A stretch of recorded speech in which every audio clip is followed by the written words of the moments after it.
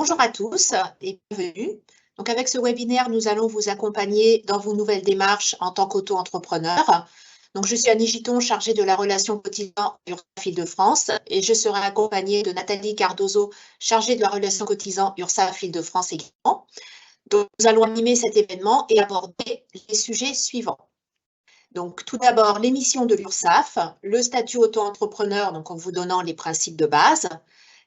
Comment déclarer et régler vos cotisations, l'ACRE, les formalités de création d'entreprise, la protection sociale, nos services et on va finir par comment nous contacter et obtenir des informations. Vous pourrez poser vos questions donc, dans la zone de chat pendant la présentation. Nous avons des modérateurs qui sont présents et qui vont y répondre tout au fil de l'eau.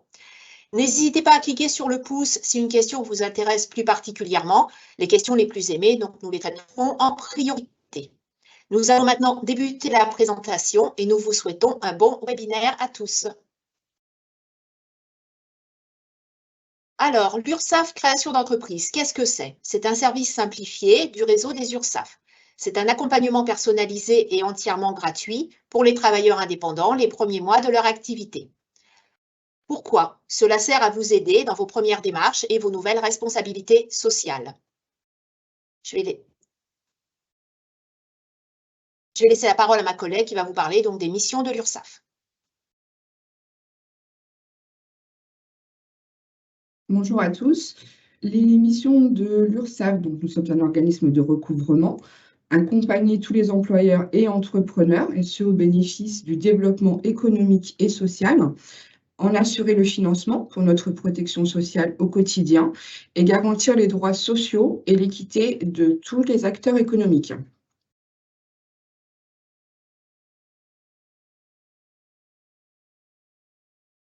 Quelques chiffres, à quoi servent nos cotisations sociales? Donc, elles sont collectées par l'URSSAF. Dans la majorité, elles sont reversées pour 39% à la santé, à 28% à la retraite et 10% pour la famille. Vous avez également un lien pour savoir, si vous le souhaitez, à quoi servent les cotisations sur à-quoi-servent-les-cotisations.ursaf.fr.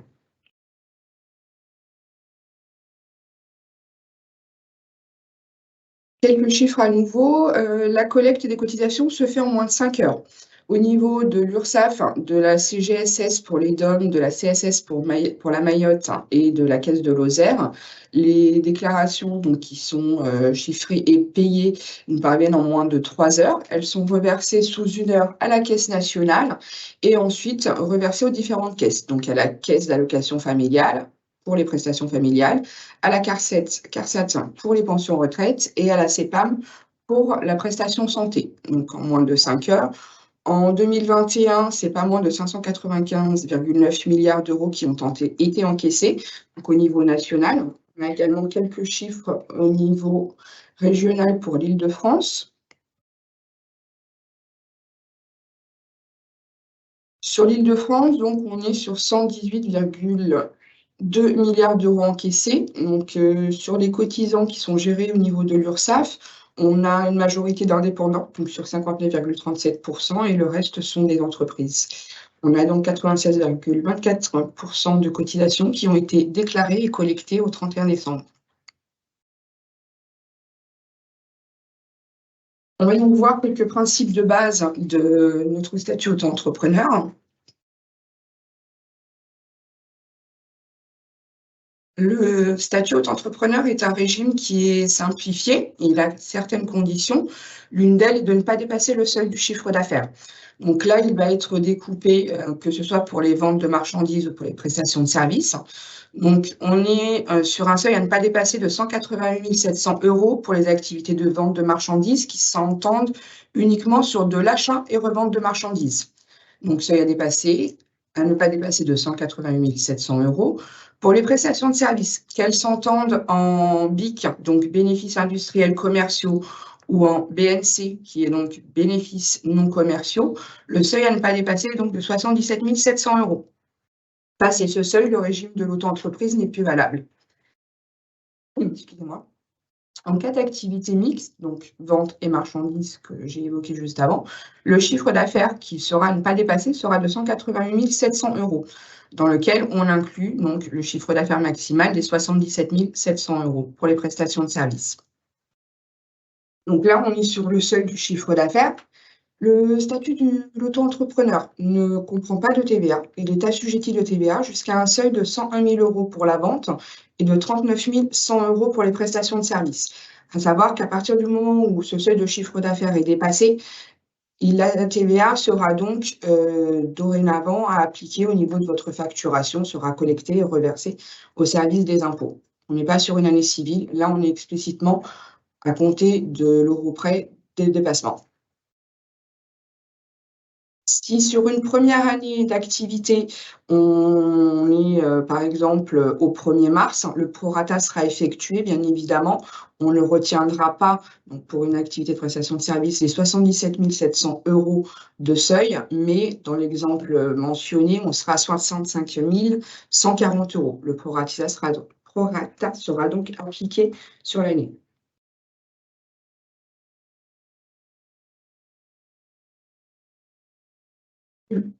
Au niveau de quelques principes de base, le calcul et le paiement s'effectuent chaque mois ou chaque trimestre. Donc, ça sera à vous de le mentionner lors de votre déclaration de début d'activité, à savoir que si vous êtes, par exemple, prestataire de Pôle emploi, il est fortement conseillé de prendre une périodicité mensuelle pour pouvoir ensuite leur fournir vos déclarations de chiffre d'affaires validées.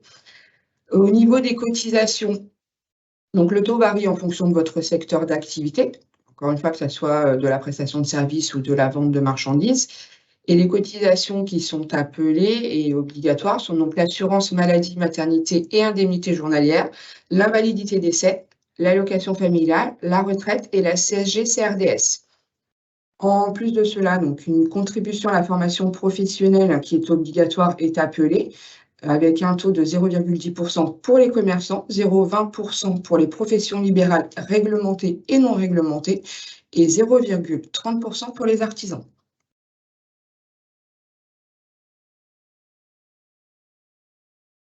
Le versement libératoire, là encore, vous avez le choix d'opter pour ou de faire classiquement votre déclaration de revenus auprès des impôts. Ce qui veut dire que soit en même temps que vos cotisations sociales, on vous prélèvera le versement libératoire de l'impôt qui sera automatiquement reversé au service des impôts, soit vous le faites donc classiquement. Si vous dépassez sur votre part de quotient familial une déclaration de 26 070 €, vous ne pourrez pas prétendre à cette option. A contrario, si vous savez d'ores et déjà que vous n'êtes pas imposable, il n'y aura aucun intérêt à souscrire à cette option puisqu'on va vous prélever un montant pour reverser aux impôts qui n'aurait pas eu lieu de. Pour la cotisation foncière des entreprises, donc là encore, c'est géré par le service des impôts et elle s'applique uniquement à partir de la 2e année. Vous pourrez retrouver toutes les informations attrayantes au versement libératoire et à la CFE sur servicepublic.fr.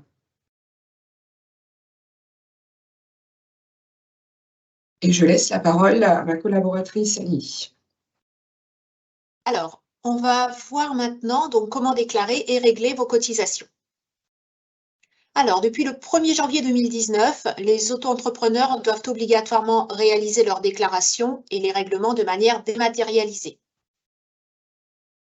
Comment ça se passe? Donc, le principe, il faut créer un compte en ligne. Donc, vous créez votre compte sur le site autoentrepreneur.ursaf.fr ou sur l'application mobile gratuite Auto-entrepreneur URSAF. C'est un espace donc, qui est sécurisé et qui va vous permettre de réaliser toutes vos démarches en ligne. Vous pourrez donc y effectuer vos déclarations et vos règlements, télécharger vos attestations, gérer vos informations personnelles. Donc, on va voir maintenant en détail comment ça se passe. Donc là, à l'écran, on a la page qui apparaît quand vous vous connectez sur le site autoentrepreneur.ursaf.fr. Donc, ça se sépare en 2 parties. Soit vous avez déjà un compte, et donc là, c'est la partie de gauche, j'ai déjà un compte. Vous rentrez votre numéro de sécurité sociale ou votre adresse mail et votre mot de passe, et vous cliquez sur « Me connecter ». Si vous n'avez pas de compte, donc partie de droite, vous rentrez votre numéro de SIRET.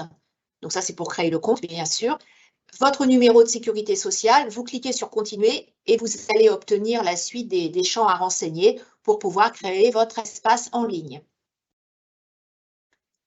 Sur l'application auto-entrepreneur URSSAF, donc on va commencer par la partie de gauche, découvrez l'application des auto-entrepreneurs. Donc là, vous avez un message qui apparaît où on indique à la personne la date à laquelle elle devra faire sa prochaine déclaration. Donc dans notre exemple, c'est le 1er février 2022. On indique en dessous qu'il y a 4 déclarations à régulariser, ce qui veut dire que cette personne a des déclarations qui n'ont pas été faites dans les délais. Donc, on l'invite à regarder les déclarations manquantes et une petite information également, comme quoi les paiements sont à jour. Ensuite, pour consulter le calendrier de vos échéances, donc là, vous avez un message, vous effectuez vos déclarations donc tous les mois. C'est quelqu'un qui est en déclaration mensuelle. Donc, on voit que pour le mois de décembre 2021, la personne peut faire sa déclaration à partir du 1er janvier 2022 et qu'elle a jusqu'au 31 janvier pour l'effectuer. Pour faire vos déclarations doivent toujours être faites une fois la période que vous avez choisie terminée, bien sûr. Si vous essayez de faire la déclaration avant la fin du mois ou la fin du trimestre, ça ne passe pas, c'est normal. Il faut absolument que l'échéance, enfin que la période soit terminée. Et ensuite, donc, il y a un petit calendrier en dessous qui indique les échéances de cotisation à venir, donc janvier 2022, février, etc. Ensuite, comment déclarer et payer? Donc là, dans notre exemple, déclaration du mois de novembre 2021, donc on a trois possibilités de déclaration. Donc, soit vous êtes en profession libérale et vous devez rentrer dans le chiffre d'affaires sur la ligne profession libérale. Soit vous êtes en prestation de service, donc vous rentrez sur prestation de service artisanale et commerciale, soit vous faites de la vente et vous rentrez donc le chiffre d'affaires sur la ligne correspondant à votre activité. Surtout, ne remplissez pas tous les champs, puisque dans ce cas-là, le chiffre d'affaires va se cumuler et on n'aura pas les bons éléments au niveau des déclarations et surtout, vous n'aurez pas le montant à payer qui correspondra à votre situation. Vous pourrez également, donc, comme je disais tout à l'heure, visualiser des attestations. Donc, vous allez dans l'onglet « Vos attestations ». Là, vous avez un menu déroulant et vous sélectionnez l'attestation dont vous avez besoin et vous cliquez sur « Générer l'attestation ». Si l'attestation dont vous avez besoin ne sort pas, ça veut dire qu'il manque des éléments au niveau de votre dossier, donc soit des attestations de déclarations manquantes, soit des paiements qui ne sont pas à jour.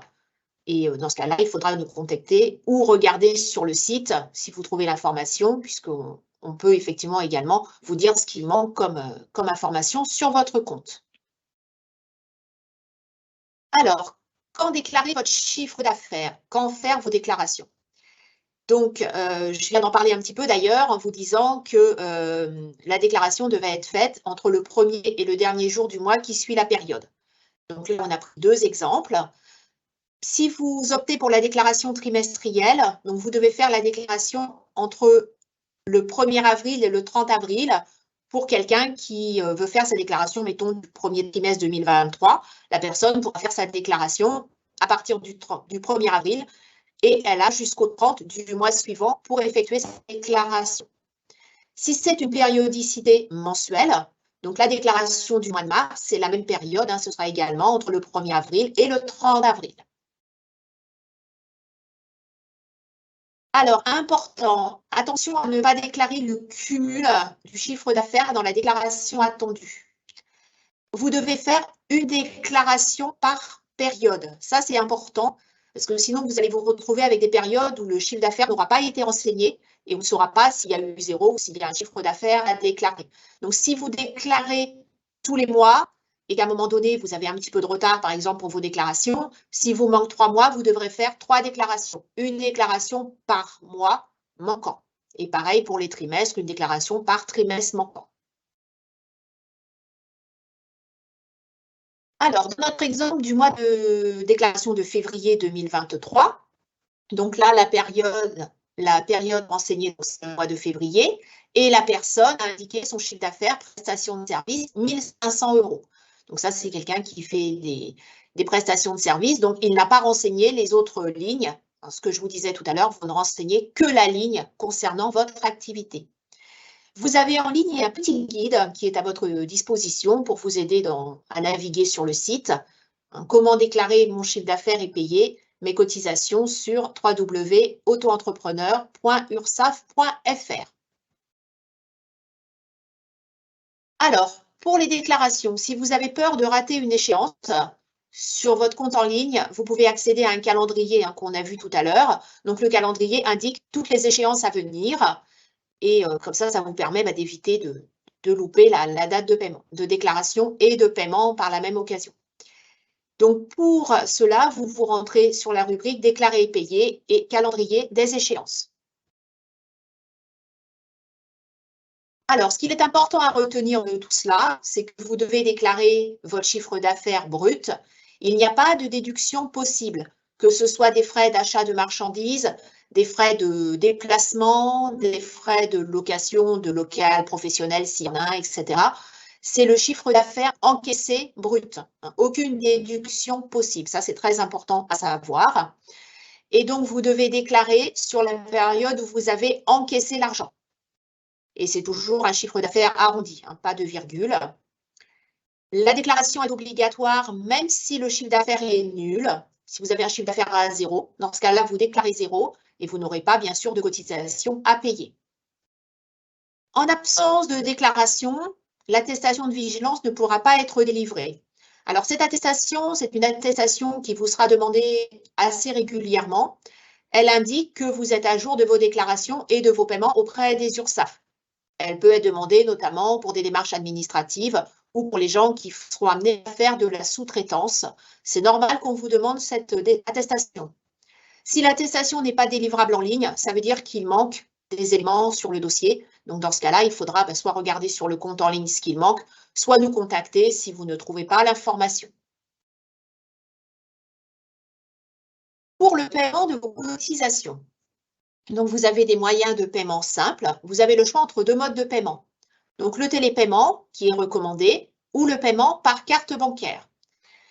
Alors, le télépaiement vous permet, au moment où vous faites votre déclaration de chiffre d'affaires, de valider ce télépaiement et d'être prélevé de la cotisation à payer au jour de la date d'échéance. Par contre, c'est un mode de paiement exclusif. Une fois que vous l'avez mis en place, vous n'aurez plus accès au paiement par carte bancaire. Donc là, on voit comment régler vos cotisations. Donc, on a la déclaration du mois de janvier. Donc, au milieu, à droite, on voit que la personne a payé 112 €. Ça veut dire que par rapport au chiffre d'affaires qu'elle a renseigné sur janvier 2022, elle a 112 € de cotisation à régler. Alors, ce que je ne vous ai pas dit tout à l'heure, c'est que quand vous renseignez votre chiffre, de faire le calcul de ce que vous nous devez, vous rentrez le chiffre d'affaires sur l'application, vous validez la déclaration et le calcul sort immédiatement. Vous savez immédiatement combien vous avez à payer. Et donc, tout en bas, choix du mode de paiement. Donc là, la personne a opté pour paiement par carte bancaire. Ensuite, elle clique sur l'onglet « Payer ». Si vous cliquez sur « Paiement par télépaiement », on va vous demander de renseigner vos coordonnées bancaires, de valider. Et le télépaiement sera fait à la date d'échéance. Tout à l'heure, je vous ai expliqué que pour quelqu'un qui déclare au trimestre, vous avez jusqu'au 30 avril 2023 pour faire votre déclaration du premier trimestre. La date d'échéance, c'est le 30 avril. Ce qui veut dire que même si vous faites votre déclaration le 5 avril, par exemple, le télépaiement ne sera effectué qu'au 30. C'est à la date d'échéance. Pourquoi? Parce que ça vous permet également de pouvoir modifier votre déclaration si vous vous êtes trompé. Entre le moment où vous déclarez et la date d'échéance, vous pouvez à tout moment revenir sur votre déclaration, la modifier. Si vous avez oublié d'indiquer une prestation ou une vente de marchandises sur la première déclaration, ou si au contraire, vous avez mis quelque chose et qu'après vous vous rendez compte que ça ne correspond pas à la réalité, vous avez ce délai pour modifier dans ce cas-là votre déclaration de chiffre d'affaires et du coup modifier le télépaiement par la suite. Et vous pouvez, en même temps que votre déclaration, là c'est indiqué à l'écran dans l'encart en orange, télécharger un justificatif. Ça vous permettra de voir que votre déclaration a bien été prise en compte et de voir également que le télépaiement ou le paiement par carte bancaire est bien passé. Alors, nous avons également des conseils en vidéo sur notre chaîne YouTube, les tutos de l'URSSAF Île-de-France, comment déclarer votre chiffre d'affaires et payer vos cotisations sociales. Donc là, je viens de vous expliquer que vous aviez des dates de paiement et des dates pour faire vos déclarations. Et il est possible qu'à un moment donné, dans le parcours de votre activité, vous rencontriez des difficultés pour payer les cotisations qu'on vous demande par rapport au chiffre d'affaires déclaré. Sachez qu'il est possible de nous demander un délai de paiement. Dans ce cas-là, vous faites la déclaration en ligne, vous ne validez pas le télépaiement et vous pouvez nous contacter en ligne sur le site auto-entrepreneur.ursaf.fr. Vous nous faites part de vos difficultés et vous nous demandez à payer votre cotisation en plusieurs fois. Demander un délai de paiement, c'est demander à payer vos charges en plusieurs fois. Donc, n'hésitez surtout pas à faire la demande si vous êtes en difficulté pour honorer les cotisations demandées. On va maintenant parler de l'ACRE. Donc l'ACRE, qu'est-ce que c'est? C'est une aide à la création ou à la reprise d'entreprise. Donc c'est un dispositif qui vous permet d'avoir une réduction des cotisations sociales sous réserve de certaines conditions. Donc il y a un taux minoré des cotisations jusqu'à la fin du 3e trimestre civil qui suit votre début d'activité. Alors je vais prendre quelques exemples pour vous expliquer un petit peu tout ça plus clairement. Donc, pour quelqu'un qui va créer son activité au 20 février 2023, le premier trimestre de l'année civile commence au 1er avril. Puisque voilà, le 2e trimestre commence au 1er avril. Là, la personne, elle crée dans le courant du 1er trimestre. Donc, on commence à compter les 3 trimestres à partir du 1er avril. Dans ce cas-là, cette personne aura une exonération, enfin une réduction des cotisations jusqu'au 31 décembre de la fin de l'année 2023. Pour une création au 3 avril, donc on commence à compter à partir du 1er juillet et donc l'exonération s'appliquera jusqu'au 31 mars 2024. Alors, par contre, pour bénéficier de l'ACRE, il y a des conditions à remplir. Donc, soit être demandeur d'emploi indemnisé, demandeur d'emploi non indemnisé inscrit 6 mois à Pôle emploi au cours des 18 derniers mois, soit bénéficiaire du RSA, jeune de 18 à 25 ans révolus, bénéficiaire de l'allocation de solidarité spécifique, jeune de moins de 30 ans non indemnisé ou reconnu handicapé, etc. Il y a d'autres conditions, mais voilà, celles qui reviennent le plus souvent sont celles que je viens d'énumérer. Par contre, donc, pour pouvoir bénéficier de l'ACRE, il y a un dossier à remplir. Donc, vous devez déposer une demande auprès de votre URSSAF, accompagnée des pièces nécessaires à l'étude de votre dossier. La demande d'ACRE doit être déposée en même temps que vous faites votre création, tout simplement. Et au niveau des justificatifs nécessaires, par exemple, si vous êtes bénéficiaire du RSA, il faut joindre une copie de paiement de la CAF. Si vous êtes inscrit à Pôle emploi, un justificatif d'indemnisation ou d'affiliation auprès de Pôle emploi. Donc, pour remplir le dossier, rendez-vous sur auto-entrepreneur.ursaf.fr, rubrique « Demandez l'ACRE ». Là, vous allez trouver un formulaire à remplir. Il faudra nous le renvoyer, accompagné donc du justificatif et de votre pièce d'identité. Il y a par contre certains cas où il peut y avoir un refus de cette réduction de cotisation.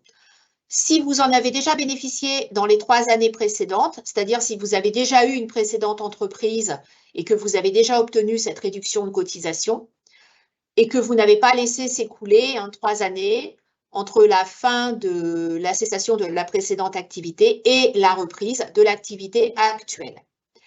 Et si vous êtes également en situation de reprise d'une activité identique suite à une radiation, alors là, c'est pareil, vous avez déjà eu une précédente entreprise, vous avez cessé l'activité, vous reprenez une nouvelle activité, vous recréez un nouveau statut pour la même activité. Dans ce cas-là, vous devez laisser s'écouler la fin de l'année en cours de la radiation, plus une année civile complète pour pouvoir recréer une entreprise et pouvoir redemander l'ACRE. Si vous ne laissez pas s'écouler ces délais, vous aurez le droit, bien sûr, de reprendre une activité indépendante, mais vous ne pourrez pas rebénéficier de cette réduction de cotisation. Donc, je vais relaisser la parole à ma collègue qui va aborder les formalités de création d'entreprise. Merci Annie. Au niveau de vos formalités, donc concernant l'URSSAF, ce qu'on a vu, ça va considérer qu'on va partir sur vos déclarations. Pour les formalités telles que la création, la modification et la radiation, ça sera exclusivement sur le site formalités.entreprise.gouv. Depuis le 1er janvier 2023, tous les centres de formalité des entreprises ont été regroupés sur le guichet unique. Donc, que ce soit donc, la création, comme vous l'avez fait dans un premier temps, une simple modification de votre adresse professionnelle, le rajout d'une activité, une modification d'activité ou allant jusqu'à la cessation de votre activité, ça sera donc sur votre compte formalité.entreprise.gouv. C'est donc le site de l'INPI qui va gérer toutes ces demandes et les transmettre directement à tous les organismes, donc que ce soit l'INSEE, que ce soit l'URSSAF ou le service des impôts.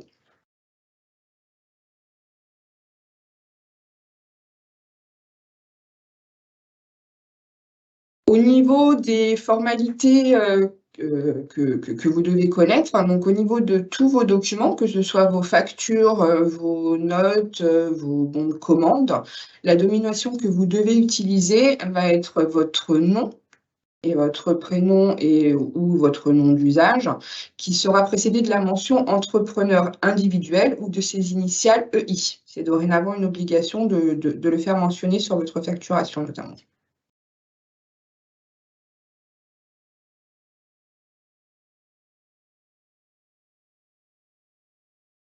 Si vous déclarez un chiffre d'affaires qui est supérieur à 10 000 €, donc on s'entend sur une année, sur 2 années civiles consécutives, vous avez l'obligation d'ouvrir un compte bancaire dédié à votre activité. On vous conseille malgré tout, lors du démarrage, d'ouvrir un compte dédié pour une simplification de trésorerie, hein, qui n'est pas spécifiquement professionnel, puisque ce n'est pas les mêmes frais, mais au moins un compte privé et un compte dédié à votre activité professionnelle.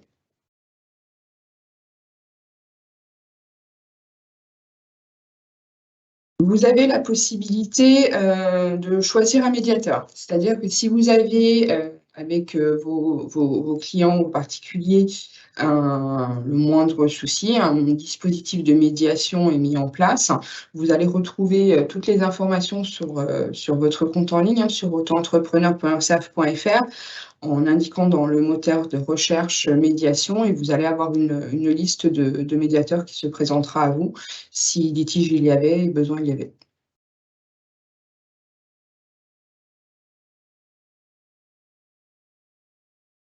Au niveau de votre protection sociale, on va donc voir les interlocuteurs privilégiés. Donc, concernant vos cotisations sociales, ça reste l'URSSAF. Donc, sur votre site autoentrepreneur.ursaf, c'est le seul site officiel, hein. Concernant la maladie, donc sur le site amélie.fr, donc c'est la caisse primaire d'assurance maladie qui gère votre couverture santé, comme c'était le cas si par exemple vous étiez salarié avant, ça ne change pas, ça reste donc la CPAM qui gérera la santé. Et pour la retraite, donc c'est l'assurance-retraite.fr qui gère tout ce qui a trait à votre retraite pour des relevés de carrière, pour vos interrogations, ça sera l'assurance-retraite.fr. Si vous êtes en profession libérale et que vous relevez de la CIPAV, au niveau des cotisations sociales, on sera toujours à l'URSSAF. Au niveau de la santé, la Caisse primaire d'assurance maladie. Et là, par contre, pour la retraite, c'est la CIPAV qui gère sur leur site, lacipav.fr. Et je relaisse la parole à ma collaboratrice Annie. Alors, on va maintenant aborder les différents services. Donc, au niveau de l'URSSAF, vous avez des tutos hein, sur notre chaîne YouTube qui peuvent vous permettre de faciliter vos démarches en ligne et de vous guider. Hein. N'hésitez pas à vous abonner donc, sur notre chaîne YouTube. Régulièrement, on propose également des webinaires sur différentes thématiques qui peuvent vous aider donc, pour sécuriser vos démarches sociales. Vous avez la possibilité de retrouver les prochains webinaires que nous allons organiser et les replays des webinaires déjà passés sur le site ile-de-france.ursaf.fr. Alors, l'action sociale. Donc, c'est une aide financière qui peut vous permettre de répondre à vos besoins dans des situations bien spécifiques en tant que travailleur indépendant. C'est-à-dire que nous avons un budget qui nous est alloué pour nous permettre d'aider les cotisants en difficulté dans leur période d'activité. Alors, ces difficultés peuvent être liées soit à la conjoncture économique, comme on a pu le connaître ces dernières années, soit aux aléas de la vie privée, maladie par exemple. Un travailleur indépendant qui est malade n'exerce pas son activité s'il est en arrêt de travail, mais du coup peut se trouver en difficulté pour payer ses cotisations. Et également le départ à la retraite. Donc, vous avez un tuto sur notre chaîne YouTube, Action sociale, une aide sur mesure. Donc, le principe de l'action sociale, il faut remplir un dossier que vous retrouverez donc sur notre site et fournir des justificatifs correspondant à vos difficultés. Le dossier est traité par nos collègues, il y a un service interne qui gère ce genre de demande. Et le but, c'est de voir si on peut vous aider par la prise en charge de cotisations qui ne sont pas payées et que vous ne pouvez pas payer par le biais d'un échéancier de paiement. Parce qu'on a vu tout à l'heure que si vous êtes en difficulté pour payer vos cotisations à la date d'échéance, la première chose, c'est de demander un échéancier. Mais malheureusement, parfois, la situation est compliquée et la personne ne peut pas honorer un échéancier de paiement. Dans ce cas-là, il peut y avoir l'intervention de ce fonds d'action sociale. Donc, les collègues gèrent le dossier, le préparent, ils passent en commission et ensuite, il y a une réponse qui vous est rendue avec soit une acceptation et une aide par la prise en charge du débit de cotisation, soit éventuellement un secours financier. Si vos difficultés n'ont pas engendré de débit de cotisation, il peut y avoir ce genre d'aide qui est fait également. Alors, on va voir maintenant comment nous contacter et s'informer. Là, vous avez à l'écran tous les sites d'accueil d'URSSAF Île-de-France. Donc, vous en avez 9 au total. Vous pouvez à tout moment nous solliciter pour prendre un rendez-vous. Donc, vous avez 3 canaux différents de rendez-vous, soit un rendez-vous au téléphone, soit un rendez-vous en visioconférence, soit un rendez-vous en présentiel. N'hésitez pas à nous contacter en cas de difficulté. Par contre, on reçoit à l'accueil, quel que soit le canal, sur rendez-vous. Donc, vous prenez un rendez-vous sur contact.ursaf.fr. Vous pouvez vous rendre sur n'importe quel site d'Île-de-France ou sélectionner n'importe lequel si vous prenez un rendez-vous par téléphone. On a accès à tous les dossiers de la région Île-de-France, quel que soit le département de résidence. Vous avez également d'autres services en ligne, donc sur URSSAF création d'entreprise, www.îledefrance.ursaf.fr. Vous pouvez également réaliser des simulations de cotisation sur le site mon-entreprise.ursaf.fr. Donc, vous rentrez par exemple votre chiffre d'affaires et vous pouvez faire une simulation de ce que vous aurez à payer en cotisation. Et également, on a vu qu'on collectait des cotisations sociales. Vous avez le droit effectivement de savoir à quoi ça sert. Donc, www.à-quoi-servent-les-cotisations.ursaf.fr. Vous pouvez nous suivre sur différents réseaux sociaux, donc Twitter, les tutos de l'URSSAF sur YouTube et également sur LinkedIn, ursaf-îledefrance.fr. Nous allons maintenant prendre un petit moment pour répondre à vos questions. Donc, les modérateurs vont nous lire les questions. N'hésitez pas, s'il y a beaucoup de questions, pardon, nous ne pourrons peut-être pas répondre à tout, mais nous allons répondre à la majorité de questions. Si votre question n'est pas traitée, vous pourrez nous la transmettre via la messagerie privée de votre compte en ligne auto-entrepreneur.ursaf.fr. Donc, je vais laisser la parole maintenant à mon collègue Alan qui va nous lire les différentes questions. Merci beaucoup Annie et puis merci à Nathalie aussi pour cette présentation qui fut claire. Alors oui, on a pas mal de questions. Je fais une question qui revient souvent. Bonjour, est-il possible de modifier l'activité et donc de code NAF après la création? Si oui, comment? Alors, oui, bien sûr, vous pouvez donc faire votre modification. Ça va être sur le site de l'INPI. donc formalité.gouv, où vous allez pouvoir remplir directement en ligne ce qu'on appelle une liasse de modification de votre activité. Donc, ça sera à vous d'indiquer l'activité souhaitée. Suite à cela, ça va repartir à l'INSEE qui va vous attribuer un nouveau code NAF et transmettra l'information directement au service des impôts et à l'URSSAF. Le principe de l'INPI, c'est de faire les formalités une seule fois et que tous les organismes en soient informés. Donc oui, bien sûr, vous pouvez changer votre activité et même autant de fois que vous le souhaitez. Très bien. J'ai une question qui va de pair avec cette question-là. On me demande aussi beaucoup où trouver la correspondance des codes NAF et qui attribue ces fameux codes d'activité, justement. Alors, quand vous remplissez le formulaire de création ou de modification d'activité, vous indiquez sur le formulaire l'activité que vous allez exercer et le code NAF est attribué par l'INSEE. Il y a un répertoire qui existe à leur niveau. Donc, suivant la nature d'activité, le libellé d'activité que vous allez indiquer sur le formulaire, l'INSEE va attribuer le code NAF correspondant. Si vous exercez plusieurs activités, parce que ça peut être le cas, on peut faire de la vente, on peut faire de la prestation de services, c'est le cas dans certaines professions, il faut indiquer en priorité, dans le libellé des activités, en priorité l'activité principale. Donc, vous mettez d'abord l'activité principale que vous allez exercer, ensuite découlent les autres activités, vous les mentionnez toutes s'il y en a plusieurs, et le code qui sera renseigné sur votre compte sera le code correspondant à l'activité principale.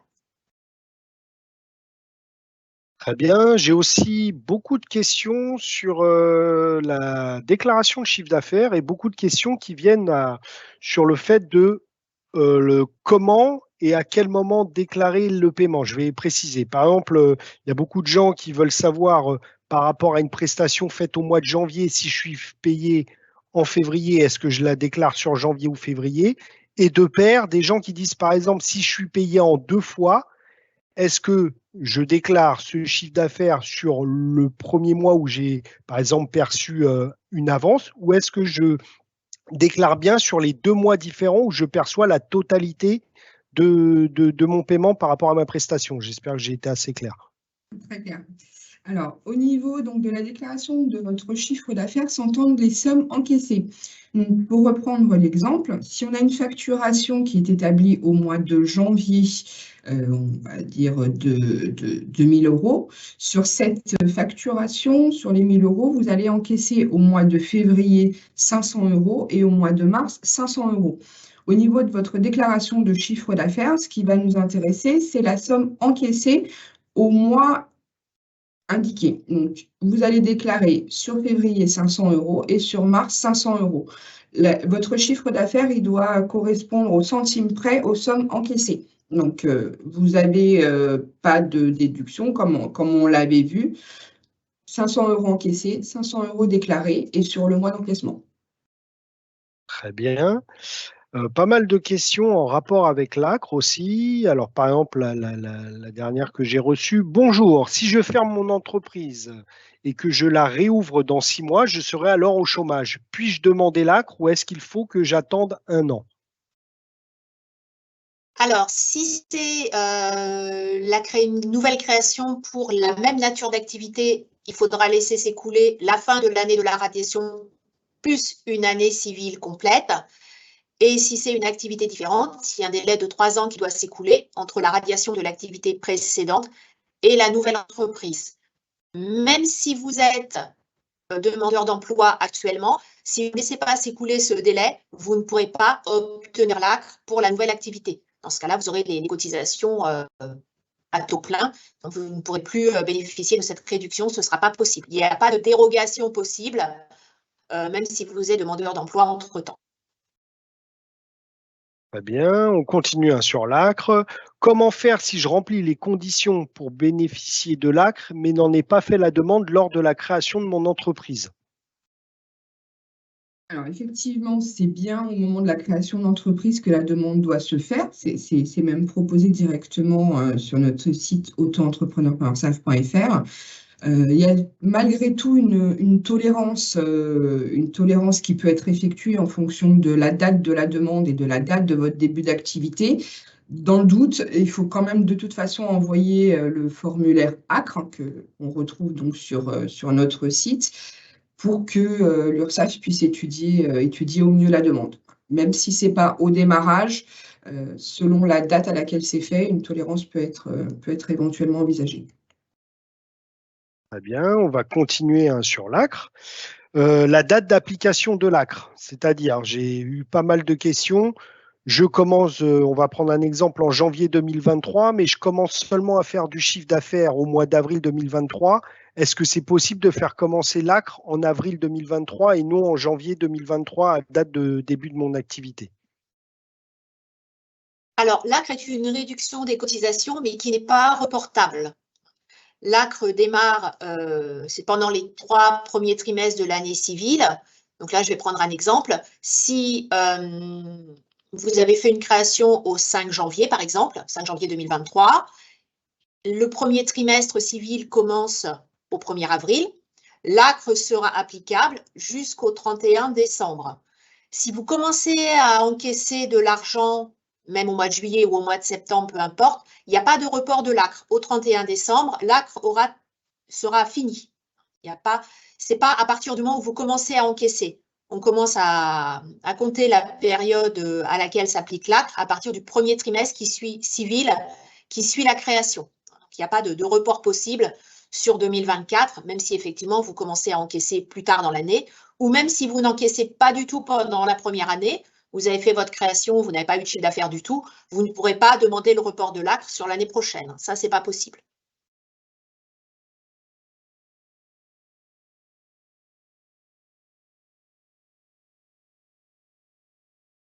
Ah, Alan, votre micro est coupé. Excusez-moi, j'étais en train de dire qu'on allait continuer sur l'ACRE, qu'il y avait beaucoup de questions qui étaient générées par les participants sur l'ACRE. C'est un sujet qui les intéresse. Une question qui demande, alors je me demande, est-ce qu'il y a d'autres aides destinées aux jeunes entrepreneurs comme l'ACRE? Et non, l'aide à la création d'entreprise, qui est donc une aide de l'URSSAF, est la seule aide dont vous pouvez bénéficier au niveau de l'URSSAF. Ensuite, lorsqu'on est demandeur d'emploi à valider avec Pôle emploi, certaines aides sont mises en place. Au niveau de l'URSSAF, c'est la seule aide qui est mise en place. Sans parler de l'aide aux cotisants en difficulté, donc a évoqué Annie tout à l'heure, ce qu'on appelle donc l'aide d'action sociale, si toutefois il y avait des difficultés au niveau de la micro-entreprise, mais pour la création en tant que telle et pour la vie de l'entreprise lorsque tout va bien, si je puis dire, c'est la seule aide qui est mise en place. Alors, une nouvelle question sur l'ACRE qui peut intéresser pas mal de participants. Toujours pareil sur le moment où on peut bénéficier de l'ACRE. Bonjour, peut-on bénéficier de l'ACRE en cours d'activité? Par exemple, je deviens chômeur 6 mois après avoir créé mon entreprise. Alors non, malheureusement, puisque tout à l'heure, on vous a expliqué que l'ACRE, c'est un dossier à faire au moment de la création. Vous devez être dans la situation demandeur d'emploi, bénéficiaire du RSA, etc., au moment de votre création d'entreprise. Hein. C'est une situation à ce moment-là. Si malheureusement, vous vous retrouvez soit bénéficiaire du RSA en cours d'activité, soit bénéficiaire de Pôle emploi une fois la création d'activité passée, il ne sera pas possible de faire de demande d'ACRE à ce moment-là, puisque c'est une demande à faire au moment de la création et vous devez remplir la condition nécessaire à ce moment-là également. Très bien, on va quand même changer d'un peu de sujet. J'ai eu pas mal de questions aussi sur les périodicités de déclaration, à savoir quand on choisit d'être trimestriel ou mensuel et surtout, est-ce qu'on peut changer cette périodicité en cours d'activité? Alors, donc le choix de la périodicité, il est fait par l'auto-entrepreneur lors de sa déclaration de début d'activité, donc soit mensuelle, soit trimestrielle. Si dans le courant de son début d'activité, il souhaite changer, donc deux possibilités s'offrent à lui. Soit il nous fait la demande dans les 3 mois de son début d'activité, donc on va dire que Monsieur X démarre son activité au 1er janvier 2023, il aura jusqu'au 31 mars 2023 pour effectuer sa modification. Donc, dans un sens comme de l'autre, que ce soit de mensuel à trimestriel ou de trimestriel à mensuel, on pourra effectuer cette modification. Si toutefois la demande de Monsieur X nous parvient qu'au 15 avril, donc il ne sera plus dans le délai imparti pour effectuer cette modification, et là, la modification ne sera prise en compte qu'en année civile. Dans un autre, donc au 1er janvier 2024 de l'année suivante. Dans un autre cas de figure, donc les demandes de modification de périodicité doivent nous parvenir avant le 31 janvier donc de l'année N pour une modification à N-1. Donc là encore, si je prends un exemple, Madame Y donc, a démarré son activité le 1er janvier 2023. Elle nous fait sa demande le 6 juin 2023. Elle a donc fait sa demande avant le 30 janvier 2023 pour une prise d'effet au 1er janvier 2024. Voilà, j'espère que j'ai été assez claire et je ne vous ai pas perdu en route avec toutes ces dates. Vous avez de toute façon, dans le moindre doute, la possibilité de nous interroger sur votre compte en ligne et votre gestionnaire de compte vous dira effectivement à quelle date on pourra effectuer cette modification. Super, on va s'attaquer à un autre gros morceau des questions qu'on a reçues, la TVA. Alors, par exemple, on a eu pas mal de questions à savoir qui il devait contacter pour obtenir le fameux numéro intracommunautaire de TVA. Alors, l'URSSAF ne gère pas du tout tout ce qui est TVA. Pour obtenir ce numéro intracommunautaire, il faut vous rapprocher de votre centre des impôts, tout simplement, qui vous donneront ce numéro et qui vous indiqueront également le taux de TVA appliqué suivant votre activité. Parce que suivant l'activité exercée, le taux n'est pas le même. Très bien, on va continuer sur la TVA parce qu'on a eu vraiment beaucoup de questions. Comment savoir si on est redevable ou non de TVA? À partir de quel moment? En fait, il y a eu plein de questions, aussi bien des participants qui n'ont pas compris qu'il y avait un seuil à partir duquel on était redevable de TVA, et ceux, par contre, qui veulent une précision concernant à partir de quel moment, quand on dépasse le seuil, on est redevable de TVA. Est-ce que c'est directement dès le premier euro dépassé, ou est-ce qu'il y a une tolérance par rapport au dépassement du seuil? D'accord. Bon, alors là, je vais rejoindre effectivement Annie. Au niveau de la TVA, c'est exclusivement géré par le service des impôts. Nous, on fait au niveau du chiffre d'affaires, on peut communiquer l'information si toutefois le cotisant ne l'a pas sur le chiffre d'affaires et c'est à compter du premier euro de dépassement de ce seuil. Donc, je les rappelle, pour de la vente, on est à 101 000 euros. Donc, encore une fois, on n'est pas sur une année civile, c'est-à-dire qu'à 101 000 euros 02, la TVA sera donc à collecter, se rapprocher du service des impôts pour toute la suite. Donc, le numéro, savoir les taux de TVA et comment la déclarer, la collecter. Et pour les prestations de services, donc 39 100 euros. Mais vraiment, je vous invite soit à retrouver toutes les informations sur leur site dédié, sur impôts.gouv, ou les contacter directement.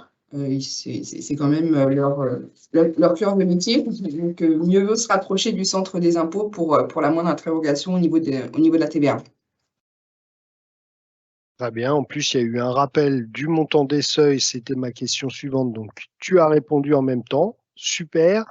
On va continuer un petit peu en lien quand même avec le service des impôts. On a pas mal de questions aussi de savoir quand les participants aimeraient savoir comment ils peuvent savoir si leurs prestations de services sont BIC ou BNC, donc bénéfice industriel et commercial, ou bénéfice non commercial. Alors, pour savoir, ça dépend de votre nature d'activité. Est-ce que vous allez faire de la prestation de service? Est-ce qu'il va y avoir une transformation d'un produit? Alors, je vais prendre un exemple, par exemple, un boulanger, par exemple, va avoir une matière première qu'il va transformer. Dans ce cas-là, c'est un bénéfice industriel et commercial parce que voilà, ce produit, il va créer quelque chose avec cette matière première qu'il va vendre derrière, bien sûr, c'est ça le but. Donc là, il y a transformation, donc c'est bénéfices industriels et commerciaux. Tout ce qui est BNC, bénéfices non commerciaux, alors il y a une liste des professions qui existent sur Internet également. C'est tout ce qui est activité de conseil, par exemple. Voilà, tout ce qui est en lien avec tout ce qui est profession libérale non réglementée, par exemple, également. Voilà, donc il y a une liste bien précise qui existe et suivant votre activité, soit vous relèverez du bénéfice industriel et commercial, soit bénéfice non commercial. Merci. Alors, une question qui peut servir à pas mal de participants aussi. Comment basculer son entreprise individuelle en micro-entreprise en cas d'erreur lors de la création? Alors, là, ça va être un petit peu comme la périodicité au niveau des 3 mois. Donc, je m'explique. Vous faites on va toujours rester sur le 1er janvier 2023, hein. Vous faites une déclaration de début d'activité. Donc, vous ne stipulez pas que vous souhaitez le régime de la micro-entreprise. Vous êtes donc immatriculé en tant que travailleur indépendant dit classique. Vous vous rendez compte effectivement de cette erreur, donc de cas de figure en fonction des délais. Vous vous en rendez compte le 25 février, donc on est dans ces 3 mois de battement où vous pouvez faire la modification. Donc évidemment, vous vous rapprochez de nos services. On va vous demander de remplir un formulaire d'adhésion à la micro-entreprise sur lequel vous allez reporter les informations concernant votre future du coup micro-entreprise, à savoir si vous souhaitez une périodicité mensuelle, trimestrielle, optez ou non pour le versement libératoire. Vous allez donc avoir ce qu'on appelle une radiation de l'entreprise individuelle sous le régime réel, donc en tant que travailleur indépendant classique. Si des cotisations vous étaient appelées à ce moment-là, elles seront annulées et vous allez avoir une immatriculation donc à la même date en reprise donc en tant que micro-entreprise. Là, vous recevrez des déclarations de chiffre d'affaires, donc selon votre choix mensuel ou trimestriel, pour votre début d'activité et vous serez donc auto-entrepreneur.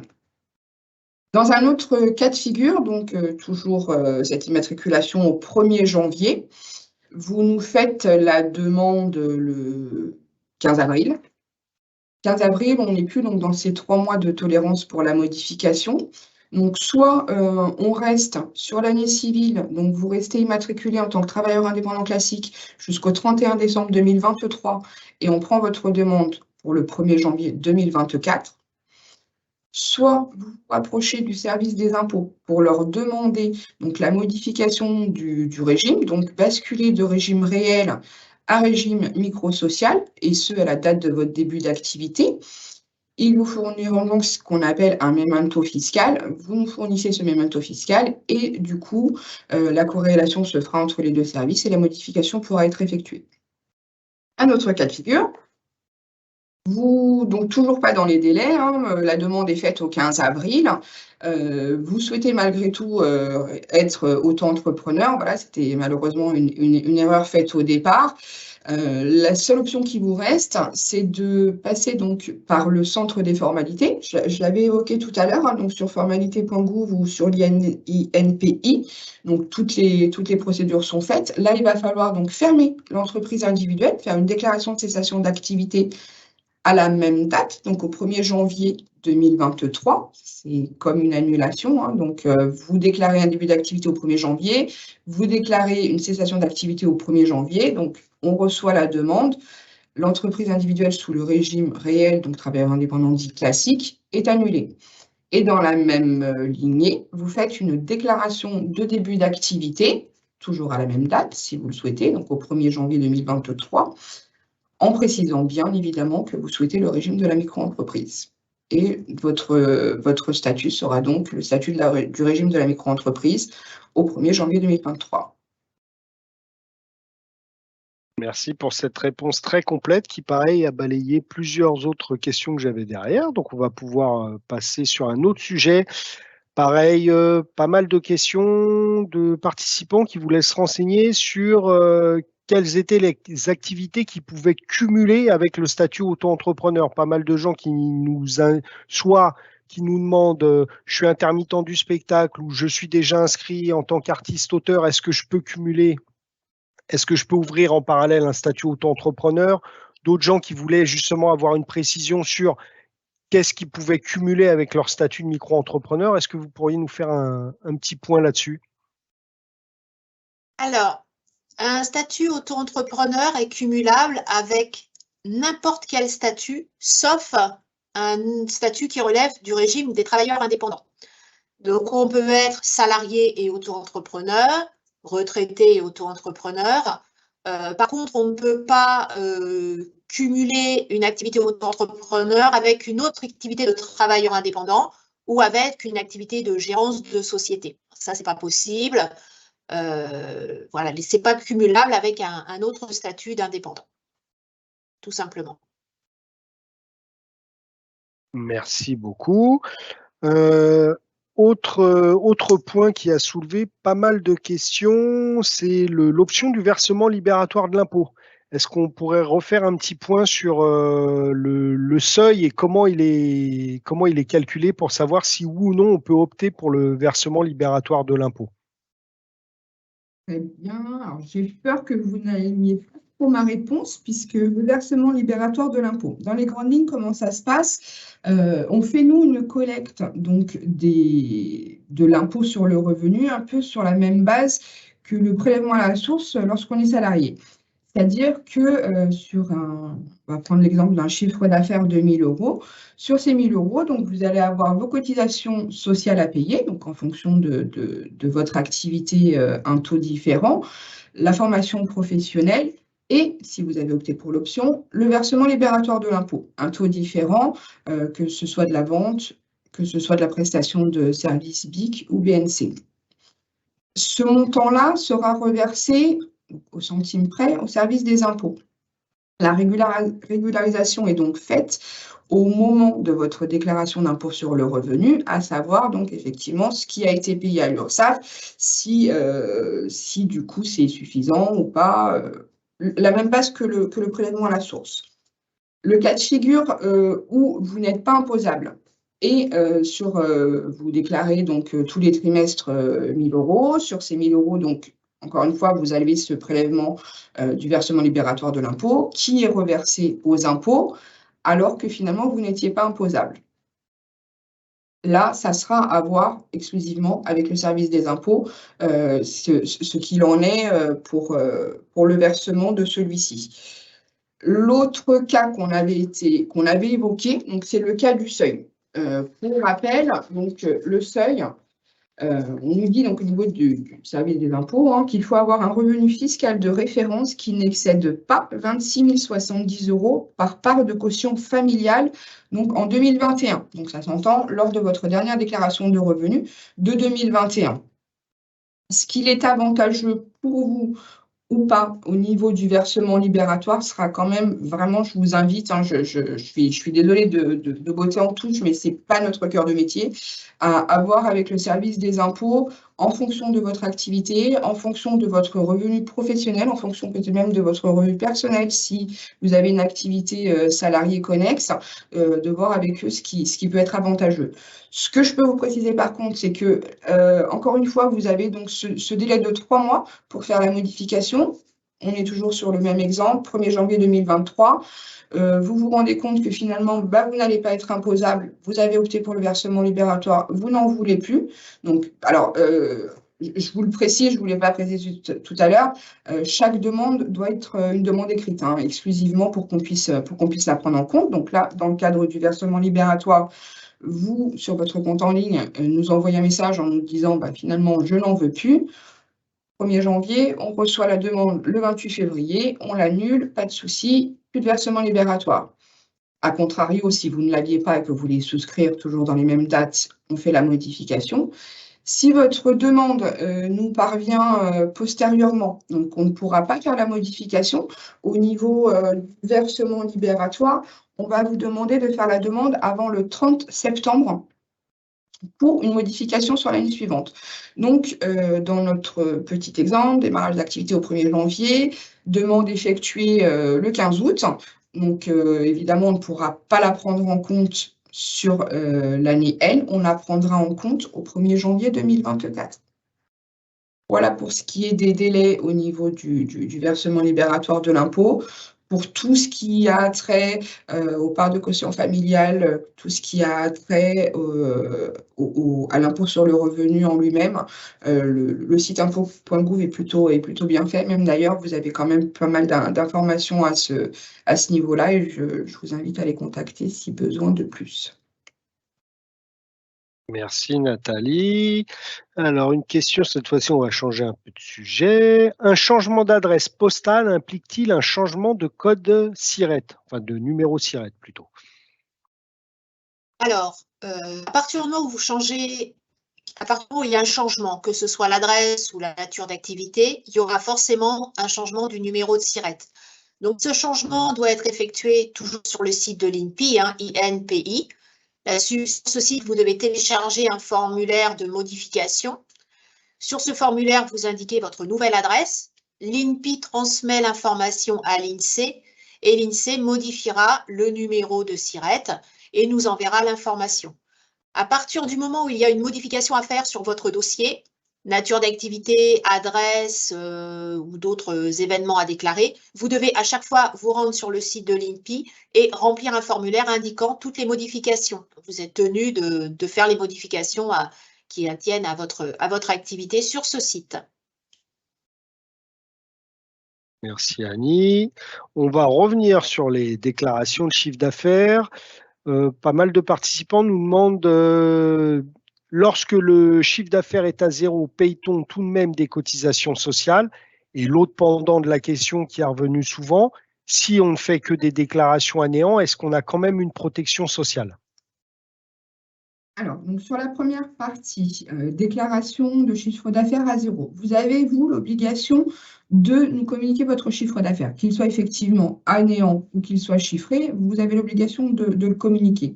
Donc, déclaration à 0 €, 0 € de cotisation à payer. Vous ne cotisez donc pas pour votre protection sociale si vous ne déclarez pas de chiffre d'affaires. Si sur une année d'exercice de votre activité, vous n'avez pas eu d'activité, vous avez donc fait sur toute cette année des déclarations de chiffre d'affaires à zéro, vous cotisez donc pour le régime de la sécurité sociale, mais par exemple pour vos indemnités journalières, n'ayant rien cotisé, je parle dans le cas où vous avez cette seule activité professionnelle de la micro-entreprise, pas dans le cas où vous seriez salarié à côté. Dans ce cas-là, donc si vous cotisez zéro, vous aurez zéro au niveau de vos indemnités journalières. Au niveau des droits à retraite, ça sera la même chose. C'est toujours un peu le même principe que sur la base salariale. Plus vous déclarez du chiffre d'affaires, plus vous allez payer des cotisations sociales et plus vous allez être couvert dans le cadre d'un arrêt de travail, par exemple, où vous auriez des indemnités journalières qui devraient être réglées par la caisse primaire d'assurance maladie ou par la suite au niveau de la retraite. Donc déclaration à zéro, cotisation à zéro et de ce fait, pas de droit d'ouverture au niveau des indemnités journalières, au niveau de la caisse de retraite. Merci Nathalie. On a eu pas mal de questions aussi concernant la formation. Les participants veulent savoir s'ils ont le droit à des prises en charge pour certaines formations. Alors, dans les cotisations que vous allez régler quand vous aurez un chiffre d'affaires déclaré, bien sûr, vous avez une cotisation formation professionnelle. Donc, effectivement, le droit est ouvert. Pour savoir à quelle formation vous avez droit, il faudra sur le site URSSAF télécharger sur le site auto-entrepreneur.ursaf, télécharger une attestation de formation professionnelle. Donc, il faudra bien sûr être à jour des déclarations et des paiements. Télécharger le formulaire. Sur le formulaire apparaîtra l'organisme de formation à contacter, parce que c'est pareil, suivant la nature de l'activité, l'organisme n'est pas forcément le même non plus. Donc, contactez l'organisme en question, il y aura ses coordonnées et son site internet qui sera mentionné pour voir à quelle formation vous pouvez prétendre et quel est le montant du financement également. Merci. Alors, on a eu aussi des questions sur les changements d'adresse. À partir du moment où leur adresse change, c'est-à-dire qu'ils font une déclaration de modification d'adresse et qu'ils partent par exemple, ils étaient en Île-de-France et ils partent en province, à partir de quelle date leur affiliation est effective dans l'URSSAF recevantes, c'est-à-dire l'URSSAF de province, par exemple, s'ils partent de l'Île-de-France. D'accord. Dans le cas où la formalité administrative est effectuée, donc vous faites votre démarche sur le site de l'INPI, vous indiquez, donc on est le 16 mars, vous nous indiquez qu'à cette date-là, donc vous étiez initialement en Île-de-France et vous allez déménager dans la région PACA. On parle toujours d'adresse professionnelle, évidemment. Au niveau de notre fonctionnement, donc on va vous garder à l'URSSAF Île-de-France jusqu'au 31 décembre 2023, donc c'est pour une simplification de la gestion de votre compte, hein, tout simplement. Et au 1er janvier 2024, vous serez donc immatriculé à l'URSSAF PACA. Vous, à partir du moment où la formalité administrative est faite, vous n'avez rien d'autre à faire. Ça se passe d'une URSSAF à l'autre. Donc, vous êtes informé, bien évidemment, lorsqu'on aura pris en compte votre modification d'adresse. On vous informe donc derrière que votre modification est prise en compte, qu'on a modifié votre SIRET, donc on a bien les bonnes coordonnées. On continue effectivement, vous continuez à faire vos déclarations de chiffre d'affaires sur l'année civile, donc jusqu'au 31 décembre 2023, sur l'URSSAF Île-de-France. Et au 1er janvier 2024, donc vous aurez l'information que vous êtes dorénavant à l'URSSAF PACA, et c'est avec eux ensuite que vous ferez vos déclarations de chiffre d'affaires. Donc, vous faites la formalité administrative et ensuite tout se passe d'une URSSAF à l'autre et bien évidemment on vous tient informé des étapes, hein, à savoir à quel moment vous êtes éradié de l'URSSAF Île-de-France et à quel moment vous êtes immatriculé à l'URSSAF PACA. Merci Nathalie. Une petite question qui cumule déclaration de chiffre d'affaires et TVA. Faut-il déclarer le chiffre d'affaires hors taxe ou TVA incluse? Alors, au niveau de l'URSSAF, vous devez déclarer le chiffre d'affaires hors taxe encaissé. Nous, on ne s'occupe pas du tout de la partie TVA, hein, rien ne change à notre niveau. Donc, vous nous déclarez le chiffre d'affaires hors taxe. Je vais repréciser ce qu'a dit ma collègue tout à l'heure, sur la période où le chiffre d'affaires a été encaissé. Pas sur la période où la facture a été émise, parce que sinon, vous allez vous retrouver avec des cotisations à payer sur une somme que vous n'aurez pas encore touchée, ce qui risque d'être un peu compliqué. Donc, chiffre d'affaires hors taxe à déclarer aux URSSAF. Merci Annie. On arrive dans les dernières questions. Une question qui revient souvent aussi. Quand un cotisant est multi-activité et qu'il a des activités donc sur différents secteurs d'activité, quel est le code NAF retenu par rapport justement à ces différentes activités qu'il a déclarées? C'est au cotisant de déterminer son activité principale. C'est-à-dire que soit au moment de la déclaration de son début d'activité, il va indiquer qu'il a pour activité, on va dire, voilà, coach de vie. Donc, il va être sur de la prestation de service et il aura un code NAF qui lui sera attribué par l'INSEE. Il va préciser dans sa déclaration de début d'activité qu'il a une activité secondaire, il est Uber Eats. Voilà. Son activité principale, donc l'activité de coach de vie, restera quand même l'activité qui sera mentionnée partout. On ne peut pas avoir deux codes NAF. Donc, le seul code NAF qui sera apparent sera celui de l'activité de coach de vie. Si au moment de la déclaration de début d'activité, donc il précise uniquement qu'il est coach de vie, et 6 mois plus tard, il rajoute une activité, donc il fait ce qu'on appelle une adjonction d'activité. Donc là encore, formalité administrative à faire sur le site de l'INPI, hein, pour nous indiquer qu'en plus de l'activité de coach de vie, Monsieur X aura une activité de livraison. Ça ne changera rien, donc il pourra effectivement exercer les deux activités en toute légalité, mais ça ne changera rien au niveau de son code NAF. Donc, encore une fois, l'INSEE reçoit l'information, ne change pas son code NAF puisque l'activité première reste celle de coach de vie, mais on informe l'URSSAF et les impôts pour que les deux activités soient référencées. Merci Nathalie. Et donc, on va arriver sur la dernière question qui va venir clôturer ce temps d'échange. Pas mal de questions sur la contribution foncière des entreprises. Qu'est-ce que la contribution foncière des entreprises et qui doit la payer?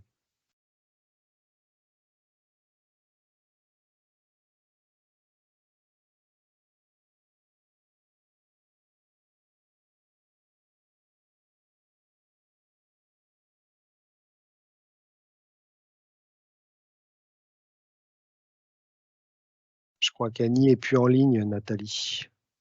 Ah, très bien, je Ouais, reprends. regarde, elle est figée, donc je vais t'inviter à répondre à la question. Très bien. Contribution formation des entreprises. Excuse-moi, j'essaie de. Tu peux me répéter la question? Juste, qu'est-ce que la contribution foncière des entreprises et qui doit la payer et auprès de qui? Quoi, leur faire un petit résumé sur la contribution foncière des entreprises. D'accord. Alors là encore, c'est géré par le service des impôts. Donc, quand vous avez démarré votre activité, vous recevez généralement, donc vous recevez votre attestation d'immatriculation de la part d'URSSAF. De la part des impôts, vous recevez un memento fiscal, donc relatant tout ce qui a trait à votre micro-entreprise. Et vous recevez donc un formulaire pour la CFE. Donc, vous n'y êtes pas assujetti sur la première année. Je vous invite de toute façon, dans tous les cas, à vous rapprocher du service des impôts pour voir si effectivement elle est redevable ou pas. On ne gère absolument pas du tout la CFE au niveau de l'URSSAF. Merci beaucoup, Nathalie. Donc, c'était la dernière question. Je passe la main à Annie qui va conclure ce webinaire. Alors, nous arrivons donc à la fin de notre webinaire. Merci à tous d'y avoir participé et on espère avoir répondu à vos interrogations. Nous vous invitons à prendre quelques instants pour répondre à notre enquête de satisfaction. Nous avons publié donc le lien dans la zone de chat. Nous vous communiquerons ultérieurement le lien du replay pour revoir ce webinaire. N'hésitez pas à nous suivre sur nos réseaux sociaux pour être informés des prochains événements, donc sur Twitter et sur LinkedIn URSSAF Île-de-France. Nous avons également, comme on vous l'a déjà dit, une chaîne YouTube, les tutos de l'URSSAF Île-de-France pour vous accompagner pas à pas dans vos démarches. Merci beaucoup pour votre participation. À bientôt et bonne journée à tous.